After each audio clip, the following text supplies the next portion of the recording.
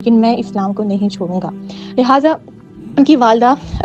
ایک as a تدبیر وہ کیا کرتی ہیں کہ مصعب رضی اللہ عنہ سے تمام چیزیں لے کر، ٹھیک ہے، ان کے پاس جو بھی پیسے وغیرہ سب کچھ تھا وہ لے کر انہیں اپنے گھر میں ہی قید کر لیتی ہیں تاکہ مکہ کے باقی لوگوں کو معلوم نہ ہو، اور تاکہ یعنی سارٹ آف آپ کہہ لیں جس طرح بچے کو آپ پنشمنٹ دیتے ہو نا، اس طریقے سے اپنے گھر میں ہی انہیں قید کر لیتی ہیں۔ And she wanted to give him a tough time. جب شروع میں جو ابیسینیا ہجرت حبشہ کا جب ٹائم آیا تو مصعب رضی اللہ عنہ کو معلوم ہوا کسی طریقے سے کہ حبشہ جو ہے وہ ہجرت کی جا رہی ہے، اینڈ انہوں نے ہجرت حبشہ کر لی۔ ہجرت حبشہ کے بعد آپ لوگوں کو معلوم ہوگا کہ کچھ افواہیں پھیلنا شروع ہو گئیں حبشہ میں ہی کہ مکہ کے لوگ مسلمان ہو گئے ہیں، اینڈ وہی افواہ سن کے کافی جو صحابہ کرام تھے وہ واپس آئے ہیں، اور وہ رسول اللہ محمد صلی اللہ علیہ وسلم سے ملنے کے لیے گئے ہیں۔ تو جب رسول اللہ سے ملاقات کے بعد جب مصعب رضی اللہ عنہ اپنی والدہ کے پاس گئے تو انہوں نے سارٹ آف گلہ کیا کہ مطلب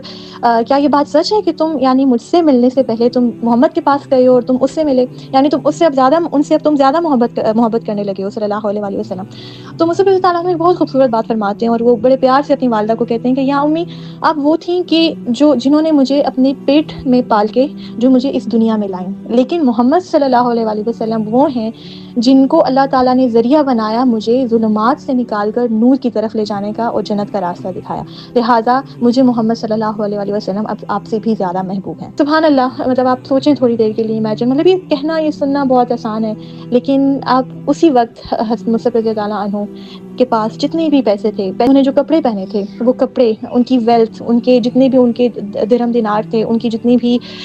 جو امپورٹڈ آپ کہہ لیں اس زمانے کے پرفیومس تھے، امپورٹڈ ان کے ڈریسز تھے، سب کچھ چھوڑ چھاڑ کے and when he walked out of that home he was just like any other صحابہ، اینی ادر سلیو صحابہ، جس کی نہ کوئی وقت تھی اس دنیا میں، نہ کوئی اہمیت تھی اس دنیا میں، اینڈ ہی اونڈ نتھنگ، کچھ بھی نہیں۔ سبحان اللہ، یعنی کہنا بہت آسان ہوتا ہے، ٹھیک ہے، لیکن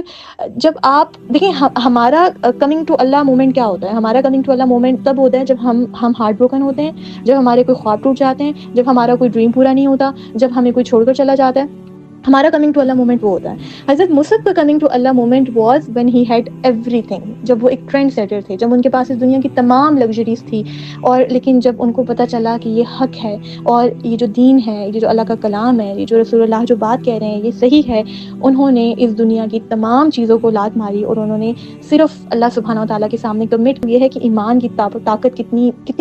مضبوط چیز ہے، اور وہ کیا چیز ہے کہ جو ایمان کی وہ کون سی طاقت ہے جو ان کے پاس تھی، اور وہ صرف اللہ اور ان کے رسول کے لیے سب کچھ چھوڑ دیتے تھے، اور وہ ایمان کی ایسی کون سی ویکنیس ہے جو ہمارے پاس ہے کہ ہم اللہ کے لیے ایک چھوٹے سا گناہ نہیں چھوڑ سکتے۔